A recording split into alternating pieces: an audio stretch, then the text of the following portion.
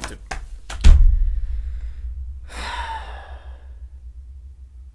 Ça fait combien de temps? Ah. Sur ce, rendez-vous dans 2 semaines pour le premier instant venin. Rendez-vous dans 2 semaines pour le premier instant venin. Rendez-vous dans 2 semaines. Rendez-vous dans 2 semaines.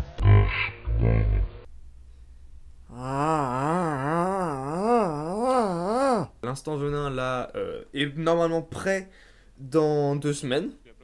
Donc ça c'est dit, normalement dans 2 semaines. Oh, là ça y est, c'est clair, il est là. Ah. Fuck. Ok putain, faut qu'on y aille. Bla bla bla bla bla bla bla. Bon.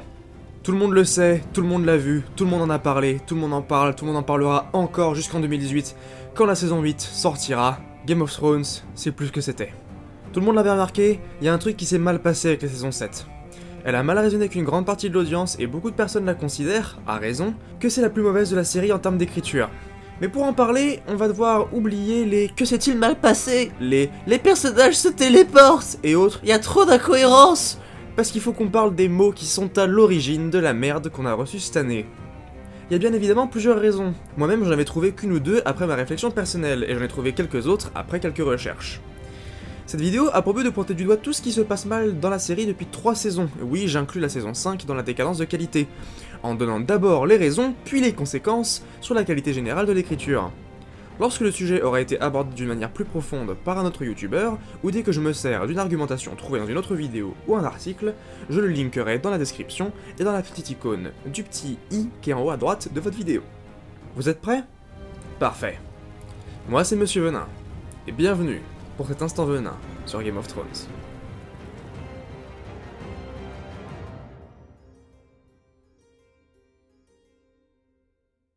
Partie 1. Les acteurs priment sur leurs personnages. Ça vous voyez, c'est quelque chose que j'ignorais avant mes recherches sur le sujet, et c'est un youtubeur anglophone appelé The Dragon The Burns qui m'a éclairé avec sa vidéo Why the Stannis Storyline Failed. En gros, le type est un admin sur le wiki anglais de Game of Thrones et doit donc se taper toutes les vidéos bonus des Blu-ray dont tout le monde se fout royalement, ainsi que tous les commentaires d'épisodes faits par les showrunners. Vous voyez l'image de Benioff et Weiss sur un sofa rempli de billets? Bah basiquement, ça vient pas de là du tout, mais c'est un peu l'ambiance du truc. Et ainsi, en regardant ces deux guignols commenter les épisodes, The Dragon The Burns s'est très vite aperçu qu'un pattern se formait. Ce qui se passait, c'est que Benioff et Weiss passaient l'entièreté de leur temps, dans les commentaires mais aussi apparemment sur le set de tournage, à complimenter la performance de leurs acteurs, plutôt que s'intéresser à l'histoire, la structure du scénario, le développement des personnages, ou, vous savez, quelque chose qui serait un tant soit peu intéressant. Oh putain, tu vois la tête d'Alfie Allen là? Qu'est-ce qu'il joue bien, putain! En fait, ce problème remonte aussi loin que la saison 3, toujours la meilleure saison ever selon moi, quand le perso somme toute un peu intéressant de Jane Westerling avait été remplacé par Talisa Meagir, dans le but de donner à Robb, ou plutôt Richard Madden, une storyline remplie d'amour, au lieu de l'original poussé par l'honneur. Une petite piqûre de storyline du bouquin pour ceux qui bitent rien à ce que je viens de dire. Dans le 3e livre, Robb, alors qu'il est déjà promis à une fille de Walder Frey, flirte un peu avec la fille d'un lord vaincu, les Westerling. Le soir où il reçoit la nouvelle de la trahison de Théon à Winterfell, il est déprimé et consomme la première fois de la jeune fille. Problemo, il vient de détruire la vie de la pauvre gamine qui ne pourra plus jamais se marier avec honneur. Mais le petit Robb a une idée. Il suffit qu'il la marie, lui! Mais quelle bonne idée, Robb! Qu'est-ce qui pourrait mal se passer? Le tout servait à montrer sa position rigide de Stark, qui tente de protéger l'honneur des autres, en tout cas au prix du sien, comme son père. En défense des showrunners, j'aurais bien pu argumenter qu'ils avaient changé ça dans le but de montrer son côté Tully, passionné, fougueux dans l'amour, comme ça menant Catelyn. Sauf que non. C'était purement et simplement parce qu'ils avaient bien aimé la performance de Madden dans une romance dans un de ses précédents boulots, et qu'ils avaient envie d'avoir la même chose dans GOT. So, there you go. Mais bon, c'est vrai, vous avez raison, changement très mineur. Après tout, ils meurent tous, alors à quoi bon, ça change rien. Normalement, Jane Westerling ne meurt pas, by the way. Exact. Mais vous savez ce qui n'est pas un changement mineur? Putain de Dorne!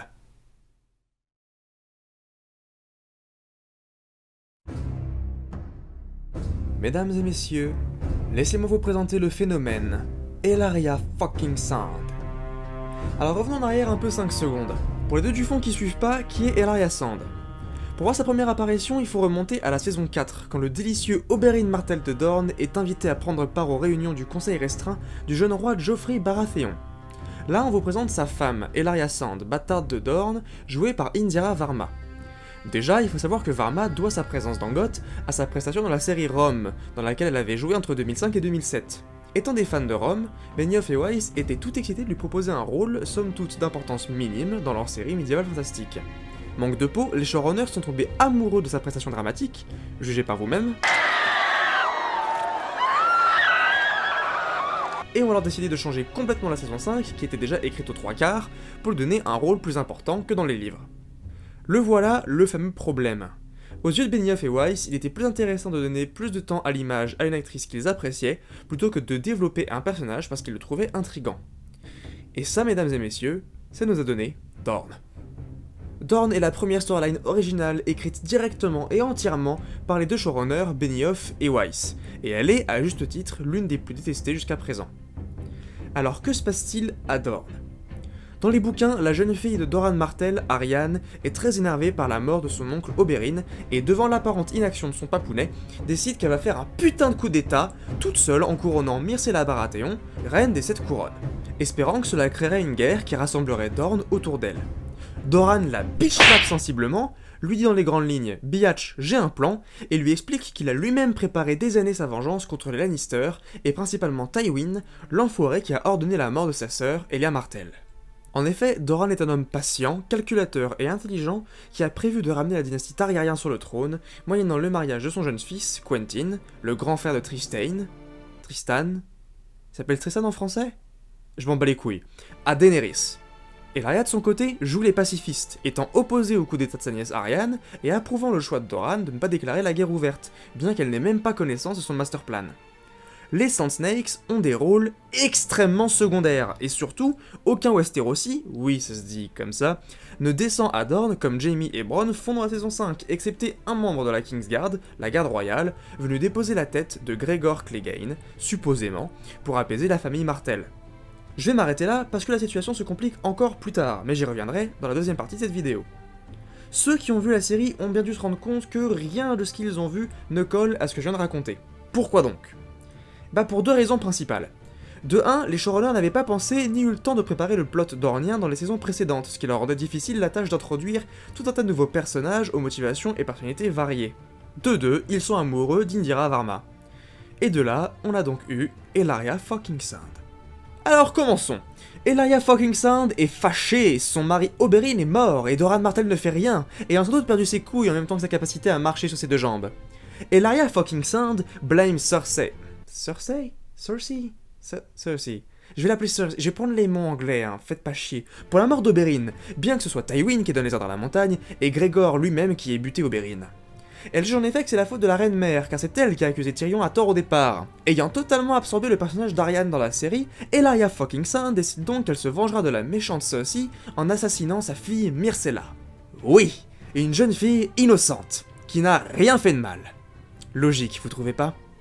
Dans un acte très con, elle fait d'ailleurs part de ses intentions aux Lannister en leur envoyant par corbeau un bout du collier de la petite Myrcella en mode « You don't fuck with Dorne ».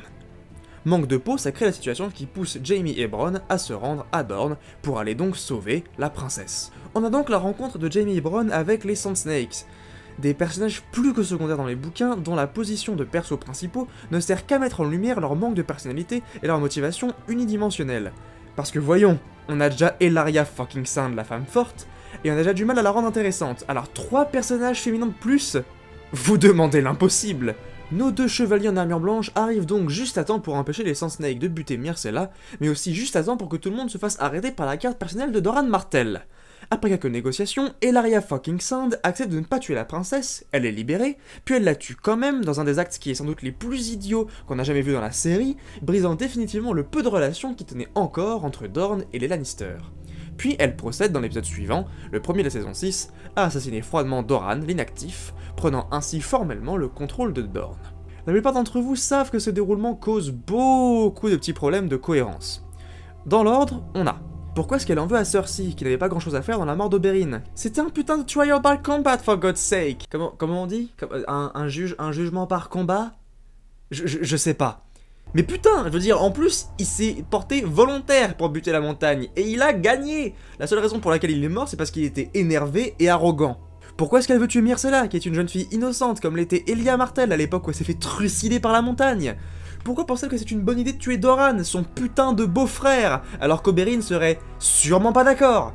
En plus, on ne voit pas une scène qui montre qu'elle galère à maîtriser Dorne ou qu'elle l'a effectivement sous son contrôle. On ne voit jamais l'armée dornienne, qui est une des armées les plus dangereuses et les plus grandes de Westeros. Pourquoi? C'est tout ce que vous aurez à la bouche en essayant de comprendre le personnage d'Ellaria fucking Sand. Tout le talent d'Indira Varma ne pourra pas, assez ironiquement, la sauver de l'espèce de méchant sans substance que Benioff et Weiss lui ont écrit pour la série. En voulant lui donner plus de temps à l'image, ils ont sucré la relation de pouvoir entre Aryanne et Doran, la quête de vengeance de Doran et sa prise de contact avec les Targaryens, et ils en ont aussi profité pour ne strictement rien foutre avec un royaume entier qui du coup n'a aucune putain d'importance dans le monde de la série. Et dans un monde qui s'appelle les 7 couronnes, se battre les couilles d'un des royaumes, c'est quand même très con. Bien joué les mecs.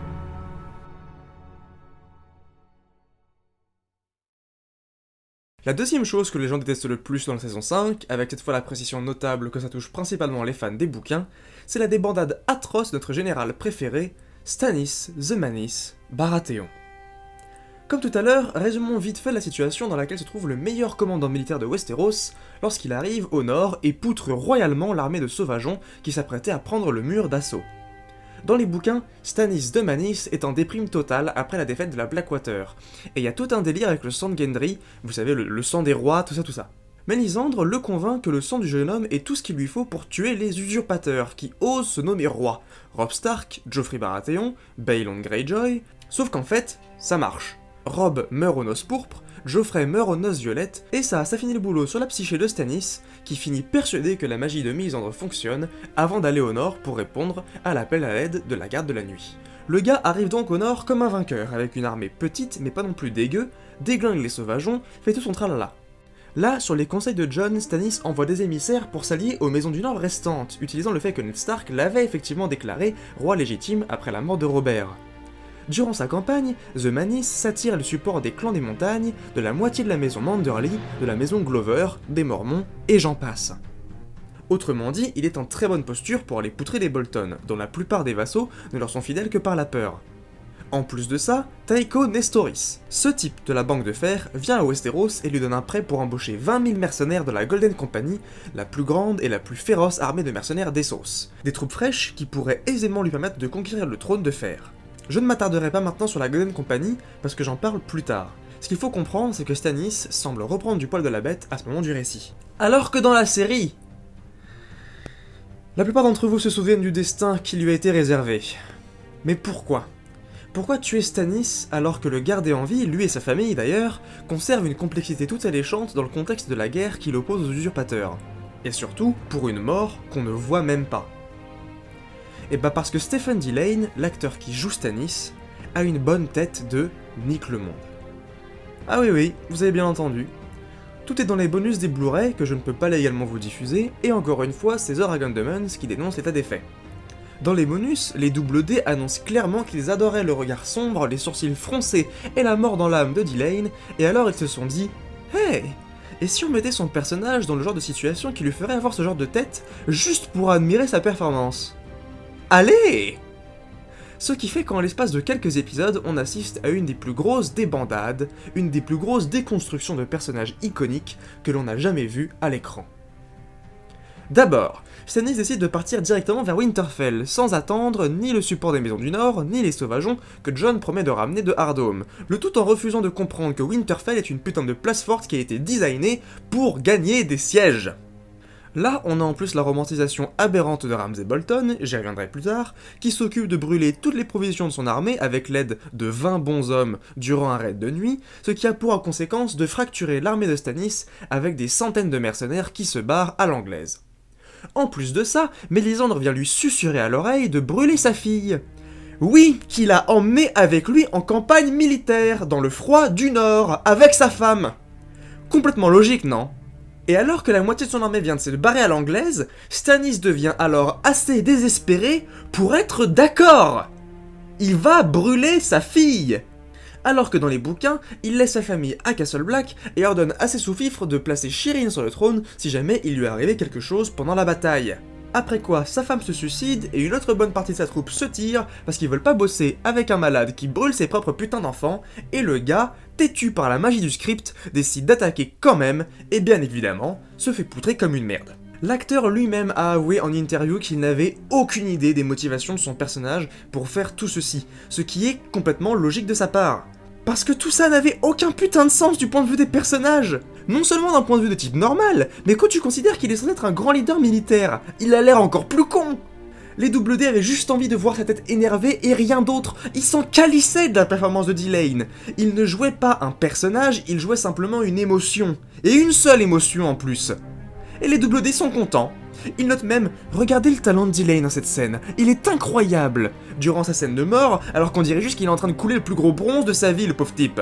Quand un acteur n'a aucune idée des motivations de son personnage, il ne joue pas un personnage. Et avec ça, on peut dire au revoir à Stannis et à toute sa petite famille, tout simplement parce que Benioff et Weiss appréciaient le visage énervé de Stephen D-Lane.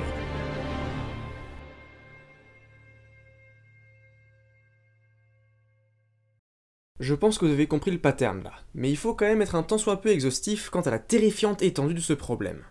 Vous voyez, plus on s'éloigne des saisons 1 et 2, plus les WD se sentent pousser des ailes et commencent à changer des personnages. Alors ça donne quoi au final?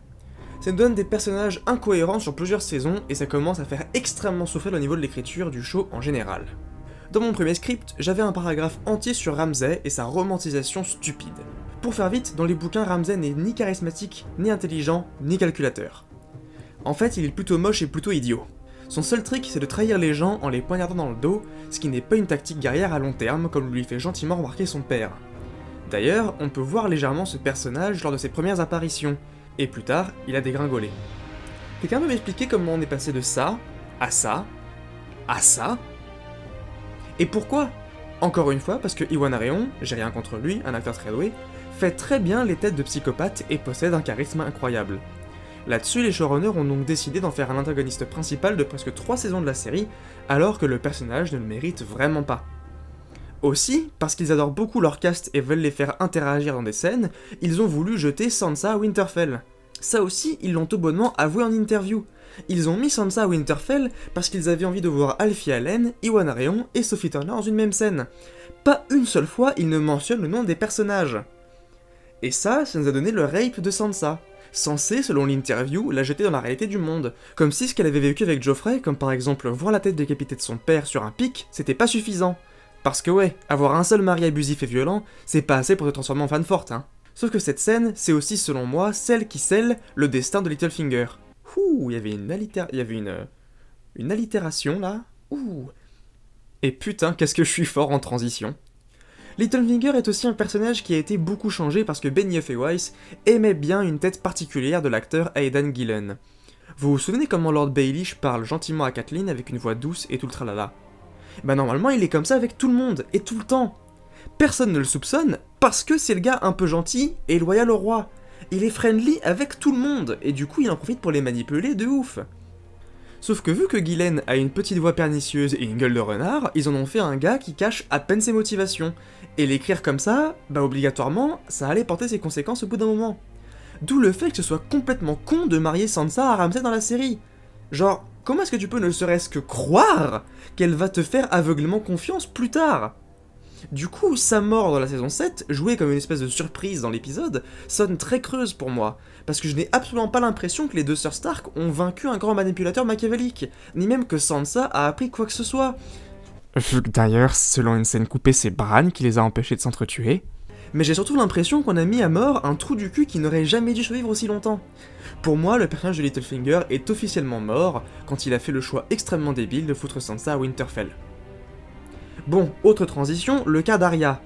Je reviendrai plus tard sur tout le bullshit de son personnage, mais sachez qu'en fait sa storyline est assez accurate par rapport au bouquin jusqu'aux saisons 5 et 6. Donc tout le délire du Terminator Arya là dans la saison 7, c'est juste parce qu'ils se sont rendus compte que Maisie Williams pouvait jouer avec de l'assurance et une certaine arrogance. Et aussi parce que bah fuck it, ils savaient plus quoi faire d'Arya, tout le monde se faisait chier quand elle était à Braavos, alors autant la ramener à Westeros et lui faire des trucs cool. CF la partie 3 de l'instant venin. Alors attends, qui nous reste là? Oui, ceci. Bon, ce changement ne me dérange pas plus que ça, mais il est notable. Dans les bouquins, Cersei s'en bat un peu les reins de ses enfants. Je m'explique. Normalement, Cersei est un archétype d'Ice Queen, une reine glacée dans les livres. C'est un sociopathe en puissance, remerciez sans doute l'éducation de Tywin pour ça. Et elle se fout de tout le monde, sauf d'elle-même. En fait, beaucoup considèrent qu'elle baisse son frère pour la seule et unique raison que c'est une extension d'elle-même, en tant que son jumeau, plutôt qu'un réellement un homme. Relation qui n'est jamais vraiment abordée dans la série, et ça je peux comprendre. Idem pour ses enfants. En fait, elle se fout un peu de ses enfants en eux-mêmes, mais ce qui la dérange, c'est que comme ce sont des extensions de sa personne, elle considère que toute attaque contre eux est une attaque personnelle. Pourtant, au moment de caster Lina Headey en tant que Cersei, ils se sont rendus compte qu'elle pouvait avoir cette aura maternelle autour d'elle, et ont donc commencé à changer des scènes et des dialogues pour la rendre plus maternelle. Benioff et Weiss semblent avoir reçu le message que c'est censé être une Ice Queen dans les 2 dernières saisons, mais je crois qu'ils l'ont mal lu. Ils ont juste pigé Ice Queen et ils ont oublié tout le reste. Du coup, quand Tommen se suicide, mais, I guess. Le truc embêtant, c'est que cette façon d'aborder leur histoire a d'énormes conséquences sur les saisons 6 et 7 de la série. En effet, cette philosophie bizarre qui consiste à essayer de vanter les talents des acteurs mène les showrunners à écrire de plus en plus de scènes non verbales. Si vous regardez un peu partout dans la saison 6 et 7, on va trouver des gros plans ou des plans moyens avec juste des gens qui se regardent très fort et un minimum de dialogue. La raison principale est que les Double D sont fans de leur cast et veulent montrer qu'ils peuvent absolument tout transmettre seulement par leurs expressions faciales. Cela crée de très gros trous dans le développement des personnages et ça rejette les spectateurs en dehors de l'histoire. Nous n'avons aucune information sur ce que ressentent les personnages puisqu'ils ne parlent plus. On a juste des gens qui se regardent très fort. Qu'est-ce qu'on est censé tirer de ça? Ça dissout complètement toutes sortes de développements caractériels. Par exemple, la scène de mort de Stannis. Et bah en fait, dans le premier script, celui qu'ils ont par exemple donné aux Emmy Awards, il y avait un dialogue à la fin. Brienne lui demandait s'il avait des regrets, et s'il croyait à l'après-vie. Stannis lui répond qu'il ne croit pas à l'après-vie, mais que s'il existe, il ne croisera sans doute pas son frère là-bas, il ira autre part. Et je vais vous mettre le dialogue sans doute à l'écran maintenant, mais c'est quelque chose qui est plutôt bien écrit. Et c'est Benioff et Weiss qui l'ont écrit, parce que Stannis ne meurt pas dans les bouquins. Donc ça veut dire qu'ils sont capables d'écrire des choses qui sont de qualité. Mais ils préfèrent les couper parce que putain, Stephen D. Lane, il a une tête magique et il fronce beaucoup les sourcils. Sans déconner, ils avaient filmé la scène.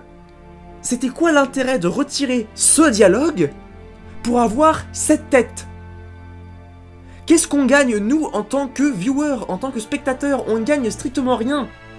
Cette philosophie est donc entièrement présente dans le processus de création des dernières saisons. Donc je ferai souvent des parallèles à la partie 1 dans les prochaines parties de l'Instant Venin. Donc vous êtes prévenus, ça va chier.